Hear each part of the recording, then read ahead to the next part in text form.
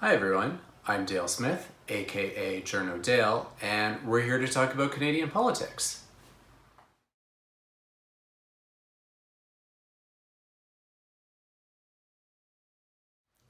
Parliament's just risen for the summer, and that means that not everything got through. Some things died on the order paper, and I thought we'd explore that a little bit, particularly because there's going to be a lot of people who are angry on the internet about it. When we look at what's left, really only one or two government bills didn't make it through, which isn't unusual this close to an election because oftentimes governments will kind of leave those as markers for things they want to do post-election.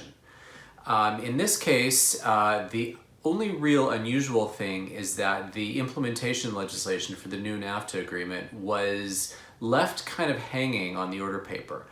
And it sounds like what the government is doing is waiting for the Americans to get further along in their process. And once that happens, then they can recall Parliament, swiftly pass that bill because it's already reached committee stage, and they can do some fairly quick hearings, pass those in a few days, and then everyone can go back home for the summer.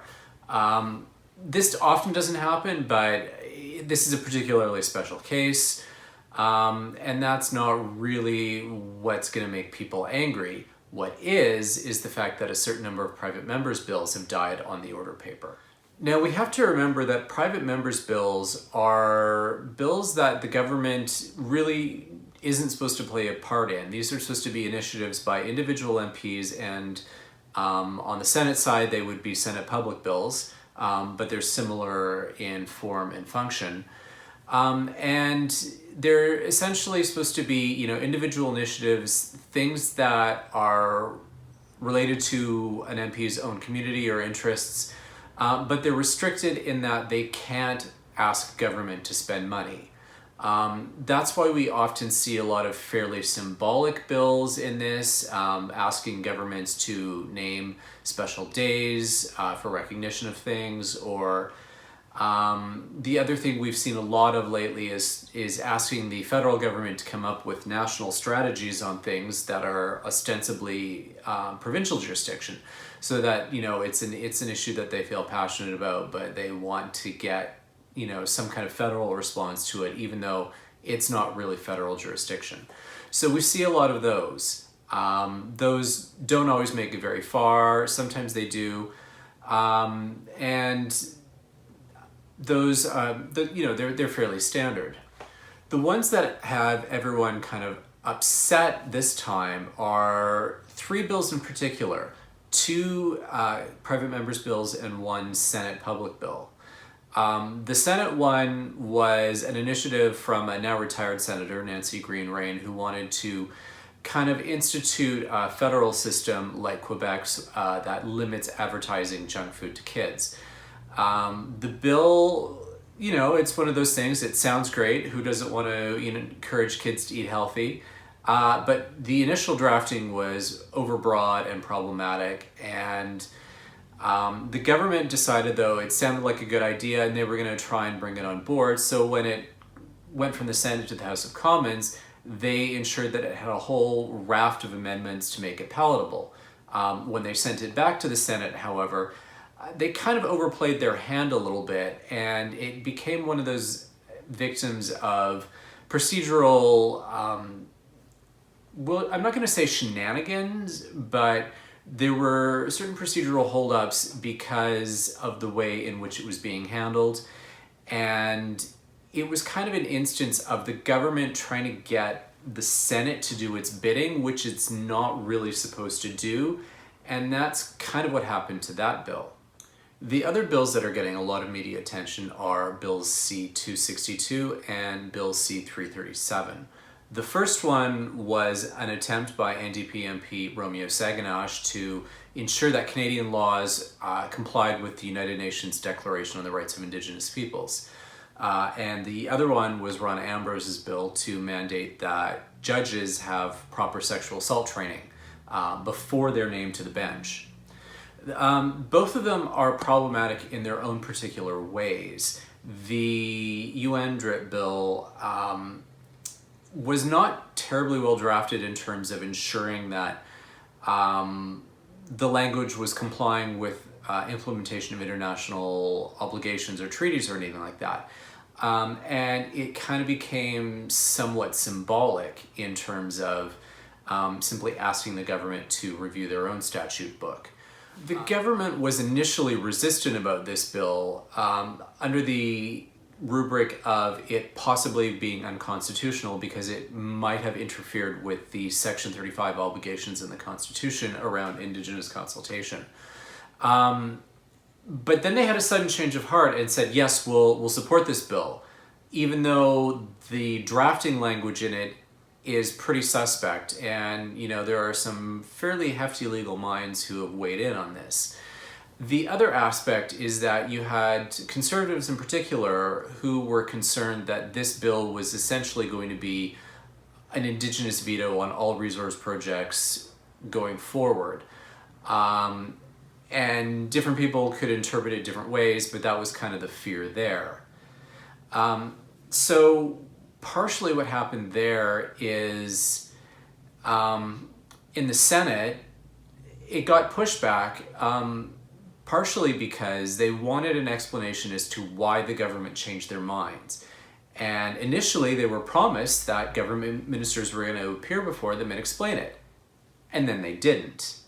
And that caused a lot of problems for the senators who wanted a proper explanation.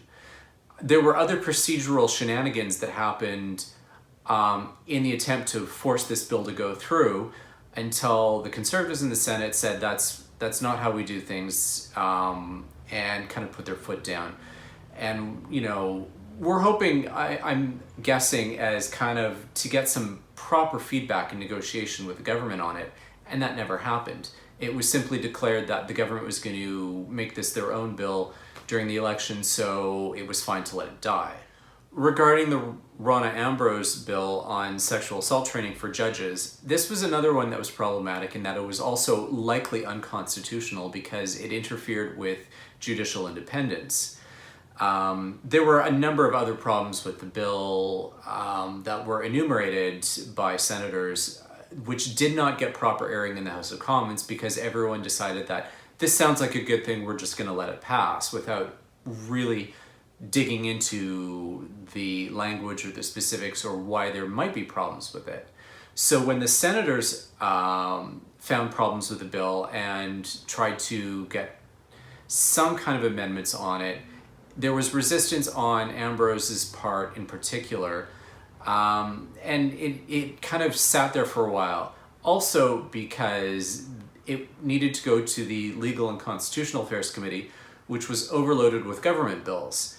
And the way the rules of the Senate work are that government bills always take priority. And that was really what happened with this bill. I mean, there were a lot of accusations in the media about this just being the old boys trying to protect themselves and so on, but it really wasn't that. It was procedural, and there were absolute problems with the bill that they finally tried to make some amendments around, but by then the procedural hang-ups around the bill just kind of became too much, and senators wanted to get out of Ottawa. So while they could have stayed and tried to push it through further, the appetite was that no, we're going to just let it go. And the government is also promised that this is a bill that they're going to try and bring back in the fall, which, assuming, of course, that they win the election. But again, we are back to that problem of it possibly being unconstitutional. So are they actually, going to take that into account? So we're going to see a lot of people who are angry on the internet about the fact that these bills died. And a lot of things about, how dare these senators kill bills that the House of Commons passed. But we also have to remember that that's the Senate's job.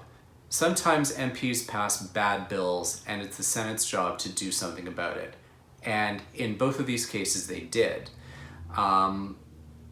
It wound up getting caught up in some of the, we'll say, procedural hiccups, but also just, power plays between the different dynamics and groups. And for bills that were problematic, I don't know that we should really be angry about it. I know the anger is that symbolically both of these bills sound like good things, but the actual bills themselves may not have been. So it's something that we should keep an eye on, that, it's something the government wants to take on, great, but let's make sure that the bills are actually good bills. And, if it's something the government wants to take on, then they should be government bills and not private members' bills. And that's everything for this week. Join us again next week for some more Canadian politics. I'm Dale Smith. I'm at journo_Dale on Twitter. And don't forget to like, share, subscribe, and support us on Patreon. Thanks, everyone.